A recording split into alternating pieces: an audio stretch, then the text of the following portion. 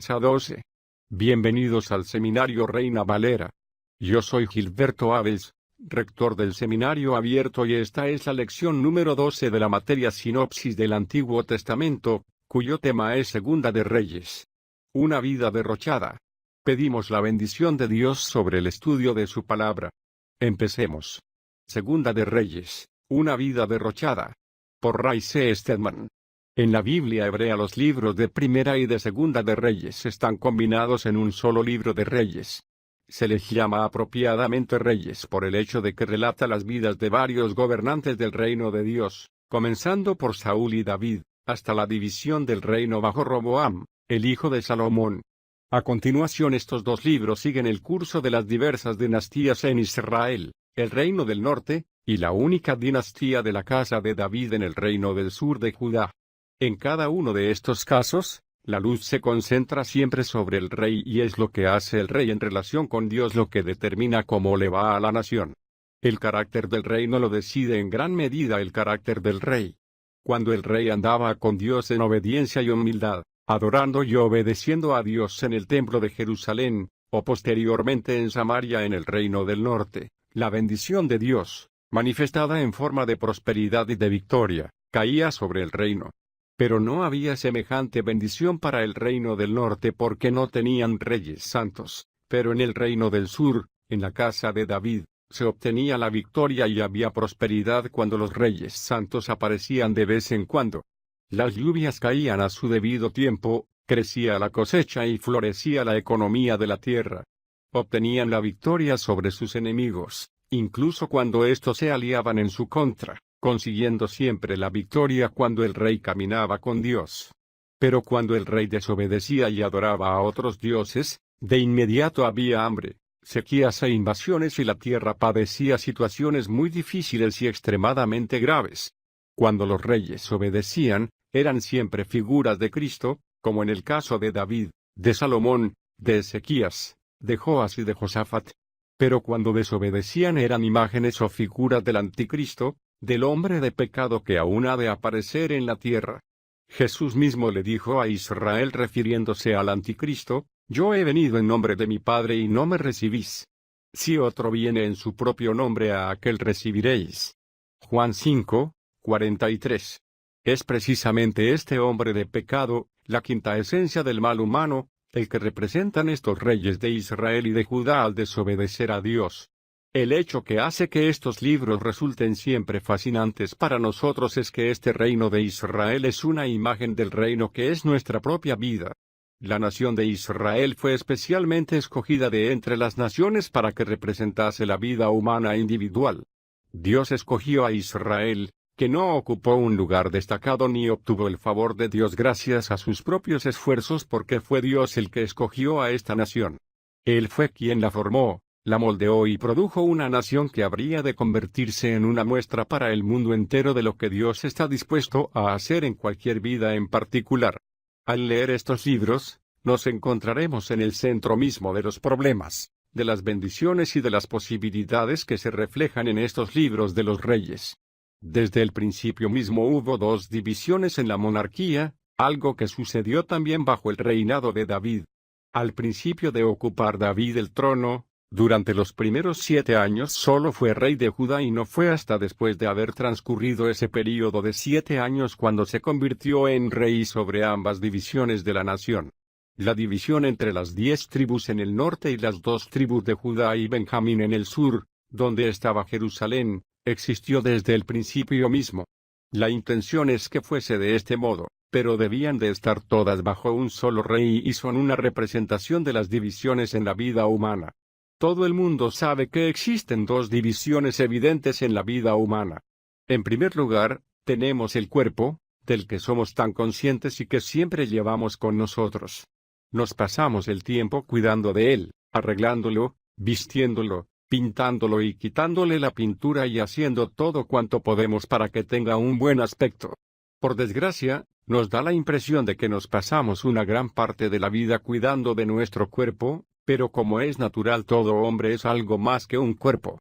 Está también el alma, la parte invisible que contiene la personalidad y que ha desaparecido de un modo tan evidente cuando nos encontramos ante el vacío de un cadáver y la terrible tragedia de la muerte. Estos dos reinos son una representación de las dos divisiones de la vida. Las 10 tribus del norte representan el cuerpo, mientras que Judá y Benjamín, las 2 tribus del sur, representan el alma. Fue en el reino del sur donde se encontraba la capital, es decir, Jerusalén, y el templo estaba en esta ciudad y Dios habitaba en él. Sabemos, por lo que nos dicen las Escrituras, que en la vida humana no solamente existen el cuerpo y el alma, sino que dentro del alma, y tan íntimamente relacionado con ella que solamente la palabra de Dios puede dividir el alma y el espíritu, se encuentra la morada de Dios. Es ahí donde el Espíritu Santo reside al entrar en el corazón humano. Cuando esto sucede, el hombre es exactamente como Dios quería que fuese. Sin que el Espíritu Santo more en el espíritu humano, el hombre es solo un ejemplo incompleto de lo que debe de ser, pero cuando el Espíritu Santo de Dios viene a morar en él, viene a ocupar su lugar de residencia en el espíritu humano, que es el templo del cuerpo. El Nuevo Testamento nos presenta una imagen de ello, cuando se nos dice que nuestros cuerpos son templos del Espíritu Santo, como a 1 Corintios 6, 19. Si permitimos que el Espíritu de Dios more en nuestro espíritu humano, gobierna nuestra alma, pudiendo de ese modo amoldar y controlar el cuerpo y la vida exterior. Este templo del Espíritu estaba en Jerusalén y toda la adoración del reino debía tener lugar allí, no siendo nunca el propósito que se celebrase en ningún otro lugar. Dios había puesto su nombre en el templo de Jerusalén y, de la misma manera, en cada ser humano el espíritu humano ha de ser el templo, el lugar donde se celebra la alabanza.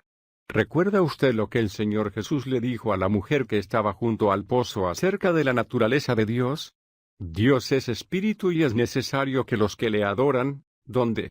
Le adoren en espíritu y en verdad. Juan 4, 24. Él puede encontrar a muchos adoradores que le alaban con el alma, mediante una adoración que solo sale del alma y de los sentimientos, pero no está interesado en esta clase de adoración. Él quiere que la adoración brote de la parte más profunda de la naturaleza humana, del espíritu, y el templo es la figura de este espíritu. En su reino la voluntad es el rey y nada puede suceder en su reino a menos que pase antes por la autoridad de su voluntad. Por lo tanto, lo que hace su voluntad es determinar cómo será su vida. Si usted se somete de buen grado y en obediencia a la influencia que produce el Espíritu Santo, que mora en su espíritu humano, es usted como el reino de David cuando andaba con Dios. La tierra florecía en abundancia y prosperidad y la influencia de ese pequeño reino se extendió hasta los últimos rincones de la tierra, pero sí, como en muchos de los siguientes reyes, camina usted en desobediencia. Si su voluntad se muestra desafiante y está en contra de las cosas de Dios, si rechaza usted su soberanía y su dominio sobre su vida, entonces la misma clase de invasiones malvadas que tuvieron lugar en el reino se producirán en su vida y ya no tendrá usted fuerzas para rechazar las corrupciones internas que arruinarán e infringirán su pérdida en su vida y en las vidas de las personas sobre las cuales ejerza usted una influencia, por lo que el reino queda en ruinas. Al seguir el curso de esta ruina nos damos cuenta de que Salomón, el hijo de David, introdujo el principio que fue el origen del deterioro del reino, enamorándose de la hija del faraón. No había nada de malo en que se enamorase, Dios lo aprueba, pero había algo decididamente malo en que se enamorase de la hija de faraón, que era el rey de todo Egipto, el lugar en el que Dios, en su gracia y poder, redimió a su pueblo. Egipto representa siempre en las Escrituras una figura o una imagen del atractivo que tiene el mundo para el corazón humano. Cuando Salomón llevó a la hija del faraón a su palacio, se abrió la puerta al establecimiento de alianzas con otras hermosas mujeres de las tribus de alrededor de Israel y no tardó en tener a 1000 esposas y juntamente con ellas sus ídolos. El reino comenzó a deteriorarse bajo el reinado de Salomón porque permitió que el mundo le sedujese y le fascinase, haciendo que su corazón se alejase del templo, donde debía haberse centrado su alabanza, y puede usted hallar un paralelismo con su propia vida.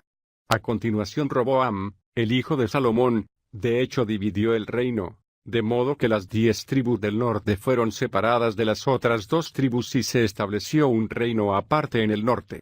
Si el reino del norte es representativo, como es sugerido, del cuerpo del hombre. Entonces, cuando nuestro espíritu pierde la comunión con el Espíritu Santo en su interior, no pasa mucho tiempo antes de que el cuerpo comience a desintegrarse.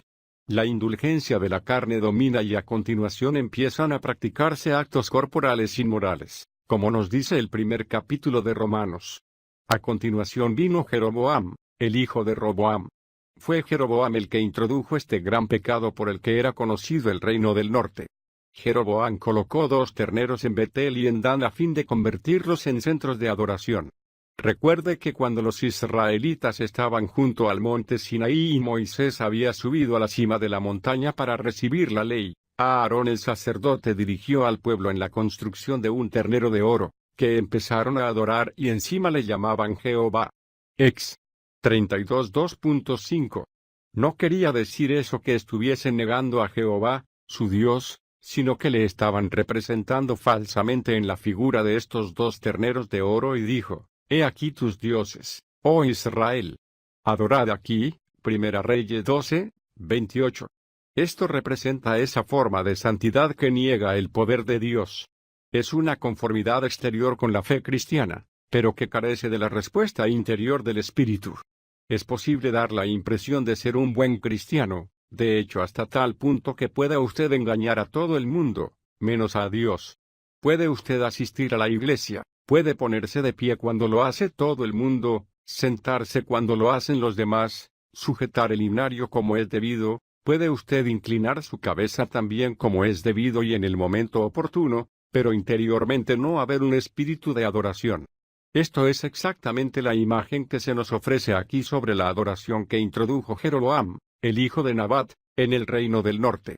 A partir de ese momento estos 2 reyes, David y Jeroboam, se convierten en los representantes de los 2 principios espirituales que se siguen en los 2 reinos y se convierten en la vara de medir de los reyes que les sucedieron.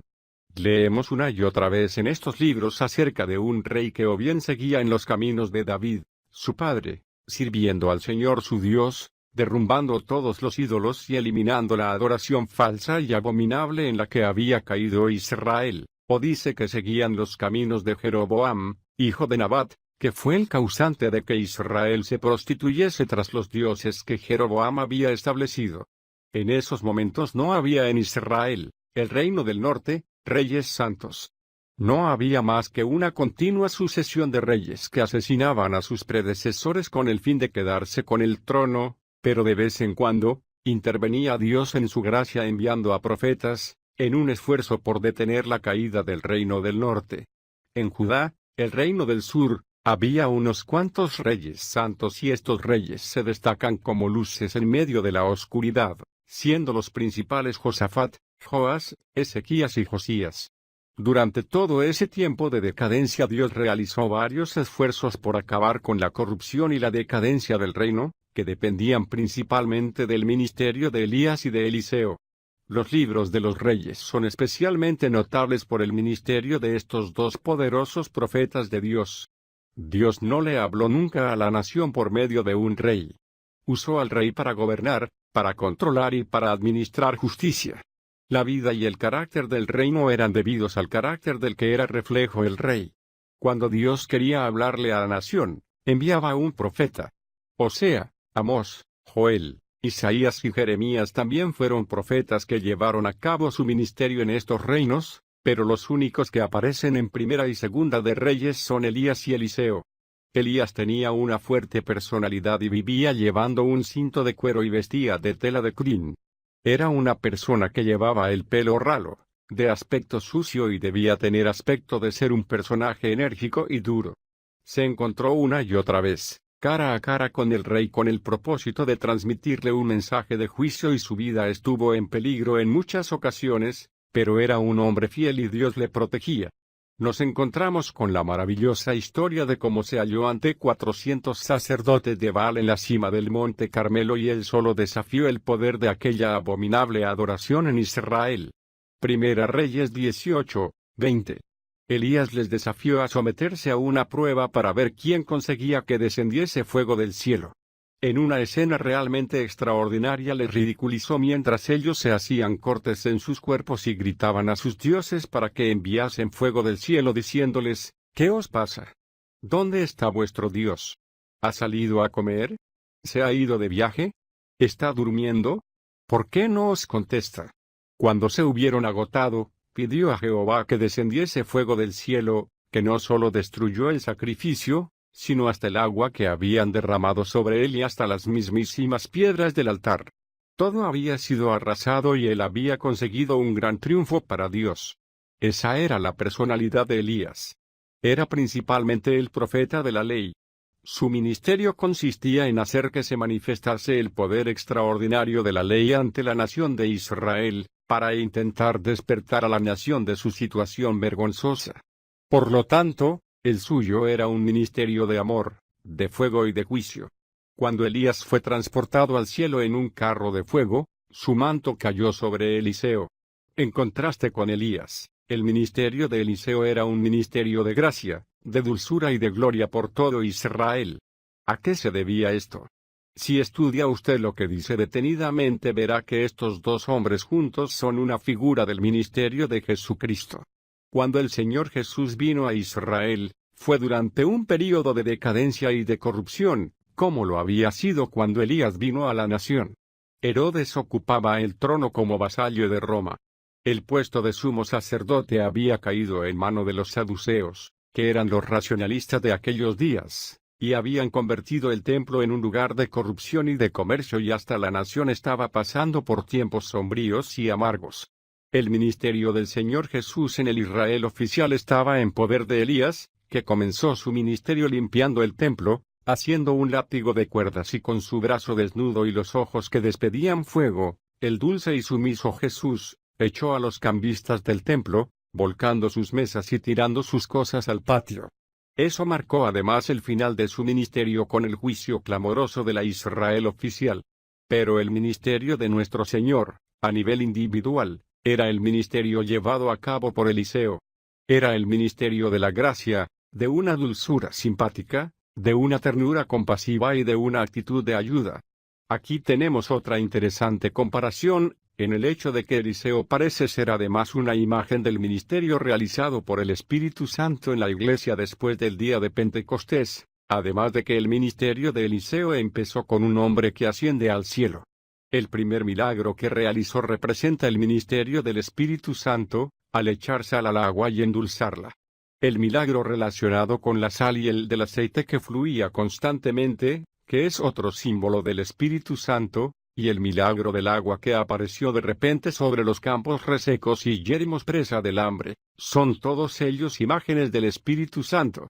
Estaba también el milagro de la resurrección, cuando murió un niño pequeño y resucitó de los muertos al poner Eliseo su vara sobre él y respirar sobre su cara, que era la resucitación boca a boca, pero era una auténtica resurrección.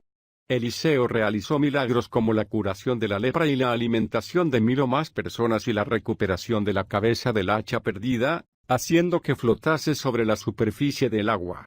Los milagros continuaron incluso después de que estuviese muerto y enterrado. Un grupo de hombres que estaban intentando disponer de un cadáver se vieron de repente sorprendidos por un grupo de bandidos. Echaron el cadáver en la sepultura de Eliseo y cuando el cuerpo del hombre muerto tocó los huesos de Eliseo éste volvió de nuevo a la vida. ¿Por qué?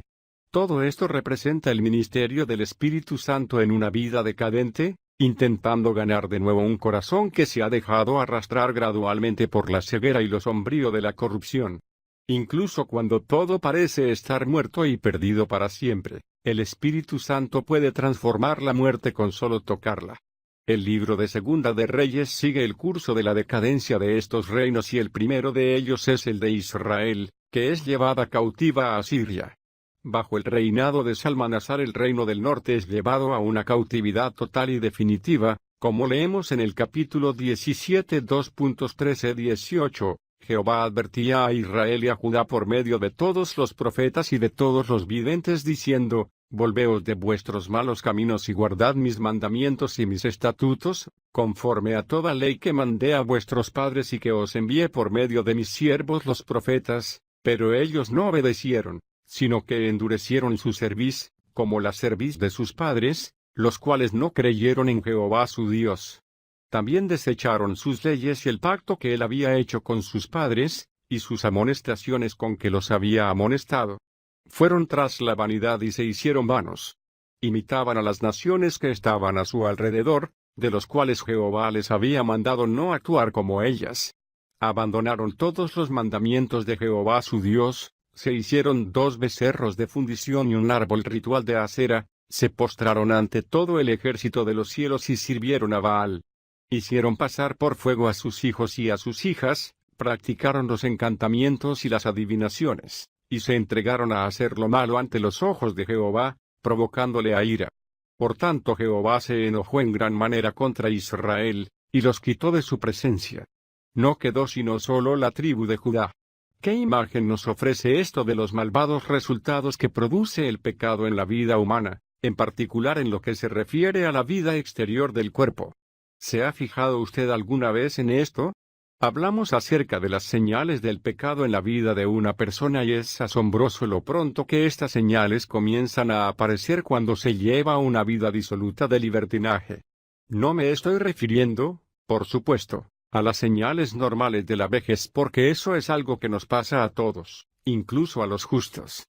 Todos tenemos que pasar por la calvicie, las bifocales, los puentes en la boca, la barriga prominente y los callos, que no son más que señales normales de decadencia. A lo que me refiero es a las señales de vulgaridad y ordinariez que dejan su marca en el cuerpo de la persona cuando lleva una vida lujosa y disoluta, comiendo y bebiendo en exceso, y todas aquellas otras cosas que dejan su marca en el cuerpo. Lo primero que se estropea es el cuerpo, de la misma manera que Israel fue, en este caso, la primera en verse afectada. La próxima fue Judá, que se frenó su decadencia durante un tiempo gracias a la gloriosa vida de Ezequías, que surgió de en medio de aquella vida sombría. Su padre había sido un rey impío y al ocupar su hijo el trono también fue un rey impío, pero Ezequías había sido marcado por la gracia de Dios. El reino se encontraba en tal estado de decadencia, cuando llegó al trono, que lo primero que hizo fue limpiar el templo. Les llevó a los levitas, la tribu de los sacerdotes, 16 días limpiarlo de toda la basura y sacar los trastos que estaban en su interior incluso antes de que pudiesen empezar a purificarlo para reanudar los cultos en él. Hasta ese punto había llegado la corrupción de la nación. Ezequías volvió además a introducir la Pascua, destruyendo la serpiente de bronce, de gran tamaño, a la que había estado adorando el pueblo. Nos referimos a la misma serpiente que había usado Dios para su bendición cuando Moisés la levantó en el desierto. Números 21 2.8, 9, pero Ezequías, con un fino sarcasmo, la llamó un pedazo de bronce y la destruyó porque se había convertido en objeto de idolatría. Muchas cosas que han sido con anterioridad de bendición se convierten en ídolos si nos aferramos a ellos sencillamente por su valor sentimental. La vida de Ezequías se vio milagrosamente prolongada cuando la sombra del reloj de sol se volvió atrás 10 grados y se le permitió vivir 15 años más. Sin embargo, durante esos 15 años tuvo un hijo llamado Manases, que se convirtió en el peor rey que jamás había tenido Judá. Manases tuvo el más largo reinado de todos los reyes, reinando durante 55 años dedicados a la impiedad. Por lo que algunos han dicho que Ezequías es el hombre que vivió demasiado. Si hubiese aceptado la palabra del Señor acerca de su muerte, Israel se hubiese librado de las terribles cosas que sucedieron bajo el reinado de Manases. De modo que el reino se volvió decadente y al final Judá fue llevado por Nabucodonosor a Babilonia, símbolo de corrupción y de profanación. Durante unos cuantos años el templo permaneció en Jerusalén, pero al final también fue desmantelado y quemado. Se derrumbaron las murallas de la ciudad y todo el pueblo fue llevado en cautividad. El libro acaba con Sedequías, el último rey de Israel. Después de ser capturado por el rey de Babilonia, sus hijos fueron asesinados ante sus ojos y a él le sacaron los ojos. A continuación fue atado y llevado a Babilonia. Sedequías fue el último rey que jamás tuvo Israel. Más adelante, en medio del tumulto y la tremenda confusión que se produjo en Jerusalén durante la semana de la Pascua, cuando fue crucificado nuestro Señor, Pilato ofreció su rey a la nación. He aquí vuestro rey, Pero la multitud hablaba en serio al decir, no tenemos más rey que el César. Juan 19, 14 y 15. Con todo y con eso, fue el gobernador de César el que le enseñó a Israel una lección haciendo que su título quedase inscrito sobre la cruz: Jesús de Nazaret, Rey de los judíos. Juan 19, 19. Esta pobre nación no volverá a conocer un momento de verdadera prosperidad y bendición, ni espiritual ni física, hasta que vea a aquel al que traspasaron y le reconozcan como al rey que les fue enviado en humildad, como había profetizado Zacarías. Zacarías 12, 10. ¿Entiende usted ahora de qué se trata este libro? Es una imagen de una vida derrochada. Aquí tenemos una imagen de una persona que es cristiana, cuyo fundamento ha sido puesto por Jesucristo, pero que ha edificado sobre él con madera, paja y rastrojo. En lo más hondo de su corazón, en su voluntad, se ha negado a andar en obediencia a las cosas que le han sido reveladas por medio del Espíritu Santo, que mora en el templo de su espíritu humano. Como resultado de ello, su vida se caracteriza cada vez más por la decadencia, la corrupción y la profanación. Comienza por el cuerpo y se adentra en nuestra personalidad y finalmente se quema del templo mismo. Pablo nos dice en Indicador Ordinal Femenino de Corintios que a cada uno de nosotros nos espera el juicio de fuego, que pondrá la obra realizada de manifiesto, quemándose la madera, la paja y el rastrojo, aunque el creyente mismo se salve pero como por fuego. Indicador Ordinal Femenino Corintios 3, 13 a 15. Como es natural, toda la lección de Segunda de Reyes es que eso no tiene por qué suceder. Dios está continuamente interrumpiendo nuestras vidas con la evidencia de su gracia e intenta detenernos en nuestros caminos obstinados e intencionales, pero tenemos libertad para seguir en ellos. Podemos continuar luchando por llegar a la cima y tal vez ganarnos el aplauso y la aceptación del mundo que nos rodea, pero un día tendremos que aparecer desnudos delante de aquel que nos ama y que se entregó por nosotros y al que le hemos negado el derecho a ser Dios en el templo de nuestro espíritu. Obtenían la victoria sobre sus enemigos, incluso cuando éstos se aliaban en su contra, consiguiendo siempre la victoria cuando el rey caminaba con Dios. Pero cuando el rey desobedecía y adoraba a otros dioses, de inmediato había hambre, sequías e invasiones y la tierra padecía situaciones muy difíciles y extremadamente graves. Cuando los reyes obedecían, eran siempre figuras de Cristo, como en el caso de David, de Salomón, de Ezequías, de Joas y de Josafat. Pero cuando desobedecían eran imágenes o figuras del anticristo, del hombre de pecado que aún ha de aparecer en la tierra. Jesús mismo le dijo a Israel refiriéndose al anticristo: yo he venido en nombre de mi Padre y no me recibís. Si otro viene en su propio nombre, a aquel recibiréis. Juan 5, 43. Es precisamente este hombre de pecado, la quinta esencia del mal humano, el que representan estos reyes de Israel y de Judá al desobedecer a Dios. El hecho que hace que estos libros resulten siempre fascinantes para nosotros es que este reino de Israel es una imagen del reino. Sa 12. Bienvenidos al Seminario Reina Valera. Yo soy Gilberto Abels, rector del Seminario Abierto, y esta es la lección número 12 de la materia Sinopsis del Antiguo Testamento, cuyo tema es Segunda de Reyes. Una vida derrochada. Pedimos la bendición de Dios sobre el estudio de su palabra. Empecemos. Segunda de Reyes, una vida derrochada. Por Ray C. Stedman.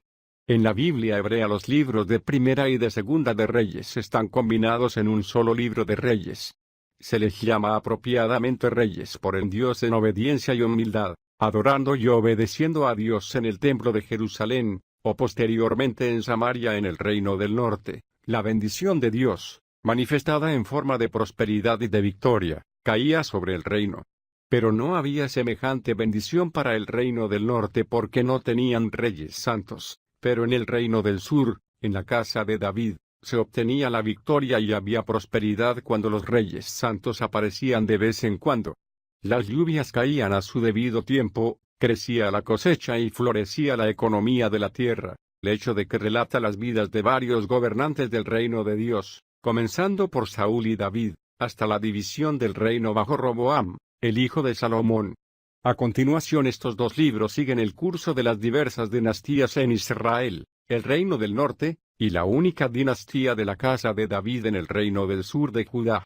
En cada uno de estos casos, la luz se concentra siempre sobre el rey y es lo que hace el rey en relación con Dios lo que determina cómo le va a la nación. El carácter del reino lo decide en gran medida el carácter del rey. Cuando el rey andaba con